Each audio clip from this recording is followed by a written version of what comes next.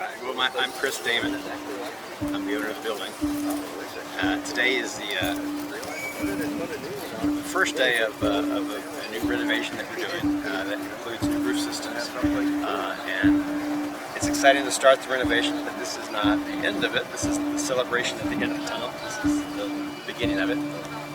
We need to take the dome off and replace it with a new dome. Exactly the same as it was before, made by the same people for the same plans. This dome has weathered about 35 years of hailstorms and abuse, and we suspected it was probably not put on correctly to begin with, so this is an opportunity for us to fix a leak that we've had since the very beginning. But yeah, it all starts today.